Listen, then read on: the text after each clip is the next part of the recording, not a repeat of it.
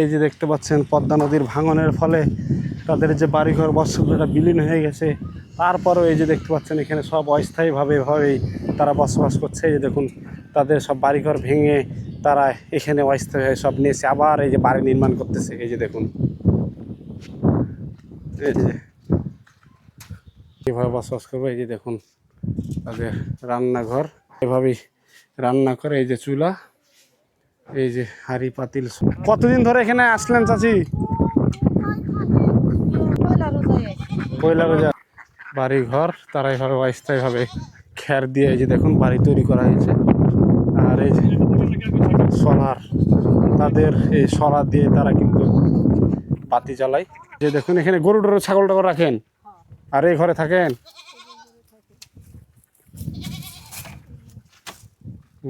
বৃষ্টি হলে পানি পড়ে না, থাকেন কিভাবে?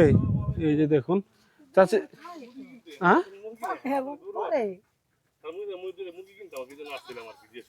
এটা তো পানি পড়ে না, এই ঘরে থাকেন আপনারা।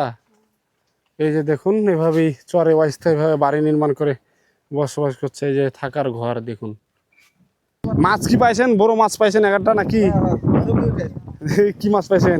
Silver cup. কেমন লাগছে?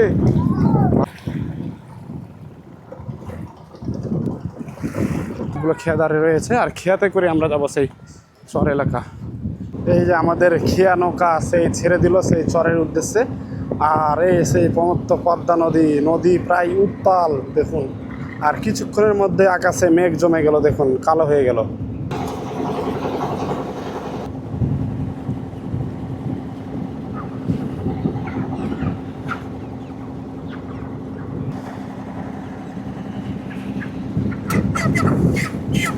এই যে ব্রয়লারগুলো ভয়ে ক্যাচার মেচার করতেছে।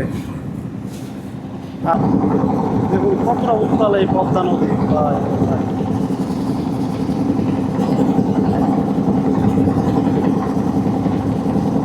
এই নদীর ওপর নাম কীর্তিনাশা, কারণ সর্বনাশা। এই পদ্মা নদী কত মানুষের যে বাড়িঘর বসতিটা বিলীন করে দিয়েছে। আর এখন যেহেতু বর্ষাকাল দেখুন, সেই জন্য নদীর পানি টইটম্বুর হয়ে গেছে, ভরপুর হয়ে গেছে। সেজন্য কতটা উত্তাল আর কি গর্জন এই সমস্ত পদ্মা নদীর। আর এই ভয়ানক পদ্মা নদী পাড়ি দিয়েই আমরা যাচ্ছি সেই হরিরামপুরের সেই ভোলা চর, পাঙ্গাসের চর এবং চরের মানুষের সেই দুঃখী কষ্টে গাথা জীবনগুলো দেখবো এবং আপনাদের দেখাবো। প্রমত্ত পদ্মা নদী দেখুন কতটা উত্তাল এই প্রমত্ত পদ্মা। আর এই পদ্মা নদীকে বলে কীর্তিনাশা বা সর্বনাশা। দেখুন কতটা উত্তাল এই পদ্মা। আর এখন যেহেতু বর্ষাকাল, আর পদ্মা নদীর পানিও বৃদ্ধি হয়ে গেছে, আর পদ্মা নদীর টইটম্বুর হয়ে গেছে। দেখুন চারিদিকে শুধু পানি আর পানি, যার কোনো শেষ নেই। আর এই পাশে দেখতে পাচ্ছেন সেই বিভিন্ন চর এলাকা। আর এই পদ্মা নদী যে এখন যেহেতু উত্তাল, আর এই উত্তাল এই ভয়ানক পদ্মা এই চরের মানুষের যে স্বপ্নের বাড়িঘর বিলীন করে দিচ্ছে। আর এখানে অনেকেই দেখতে পাচ্ছি যে জাল দিয়ে মাছ ধরতেছে। আমরা চলে আসলাম ঘাটে, আর এখানে অনেকে মাছ ধরতেছে। আর কীভাবে ভাঙানো হচ্ছে, আস্তে ধরিয়েন ভাই। বাড়িতে পোলট্রি মুরগি উঠানো হচ্ছে।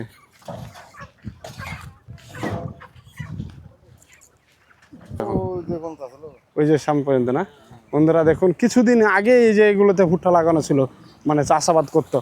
আর এই যে পানি বৃদ্ধি হওয়ার কারণে পদ্মা নদীর ভাঙনের ফলে এগুলো সব তলিয়ে গেছে। গাছ পড়ে গেছে না? মাছ কি পাইছেন? বড় মাছ পাইছেন একটা নাকি? কি মাছ পাইছেন?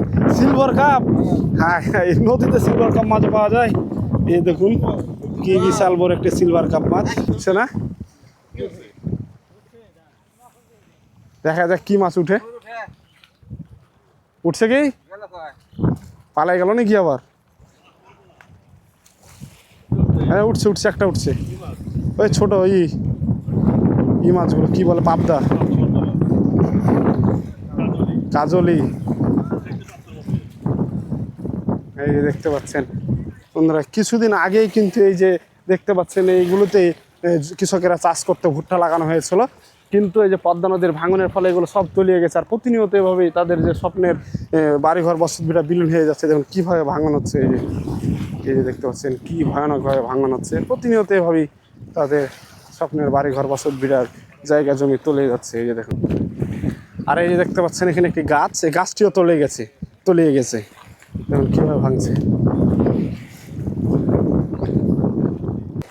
এই যে দেখুন কি ভয়ানক রূপ ধারণ করেছে এই প্রমত্ত পদ্মার, তাদের যে স্বপ্নের বাড়িঘর বসত ভিটা এভাবেই চিরতরে বিলীন করে দিচ্ছে। পাইছেন এক একটা বড় ছোট ছোট মাছ, তো সুন্দর মাছ।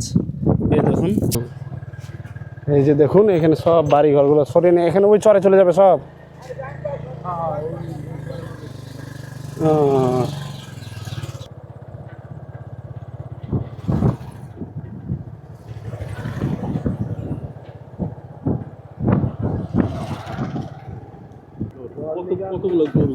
সব চরে চলতে। এই যে দেখুন সারার গাড়ি।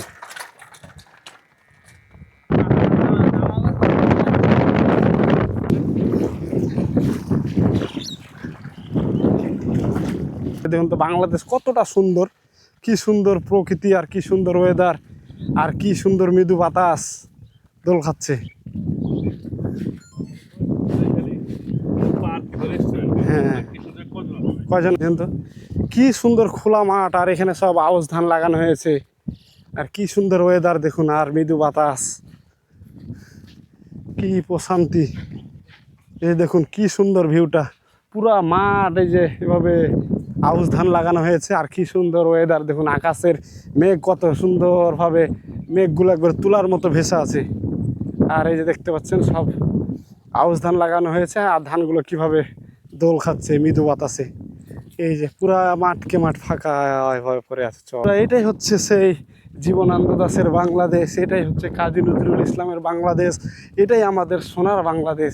কি অপরূপ সৌন্দর্য দেখুন, এই চরে বিশাল এই মাঠ, ফাঁকা মাঠ দেখতে পাচ্ছেন, এখানে আউশ ধান লাগানো হয়েছে।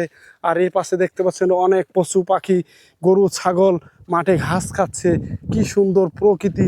আর দেখুন আকাশ একবারে নীল হয়ে আছে, আর মেঘগুলো দেখুন সাদা বরফের মতো, তুলার মতো যেমন দোল খাচ্ছে, কি প্রকৃতি অপরূপ সুন্দর। আপনারা এই যে দেখতে পাচ্ছেন এই যে গাছের নিচে আমরা এই যে মাচা তৈরি করা হয়েছে, এখানে আছে বসতেছি, আর কি যে বাতাস আর খোলা মাঠ দেখতে পাচ্ছেন, অনেক প্রশান্তি। এই যে ভাইয়ের আমি বসে এখানে রেস্ট করতেছি। আর এই যে দেখতে পাচ্ছেন এটাই হচ্ছে সেই পাঙ্গাসের চর। আর এই যে দেখতে পাচ্ছেন এখানে তারা এসে অস্থায়ীভাবে এখানে বাড়ি তৈরি করেছে, কারণ এদের সবারই বাড়ি ছিল সেই ওই শিলিংপুরে, মানিকগঞ্জের শিলিংপুর চরে।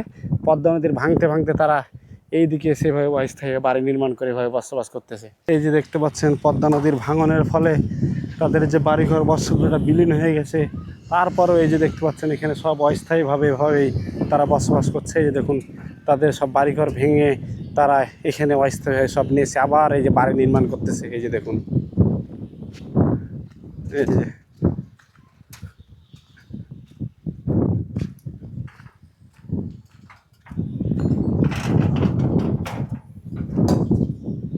এই যে দেখুন তারা সব বাড়ি নির্মাণ করছে। এখন তারা এখন অস্থায়ীভাবে এভাবেই বাড়ি করতেছে, আর এখানে এইভাবে বসবাস করবে। এই যে দেখুন তাদের রান্নাঘর, বন্ধুরা এই যে দেখতে পাচ্ছেন এই যে রান্নাঘর, এখানেই তারা এইভাবেই রান্না করে। এই যে চুলা, এই যে হাঁড়ি পাতিল সব এইভাবেই তারা এইভাবেই বসবাস করতেছে। এই যে দেখুন, এই যে দেখুন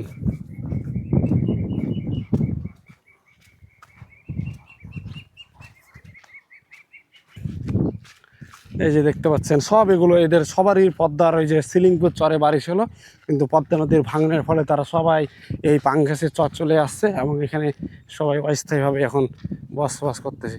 তাদের জীবনটা অনেক যে বাড়ি ঘর তারা এইভাবে অস্থায়ীভাবে খ্যার দিয়ে এই যে দেখুন বাড়ি তৈরি করা হয়েছে। আর এই যে সোলার, তাদের এই সোলার দিয়ে তারা কিন্তু বাতি জ্বালায়। দেখুন এখানে গরু টরু ছাগল টাগল রাখেন, আর এই ঘরে থাকেন।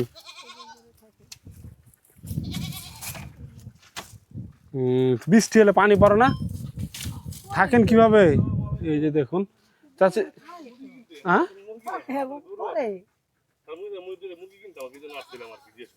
এটা তো পানি পানি পড়ে না, এই ঘরে থাকেন আপনারা?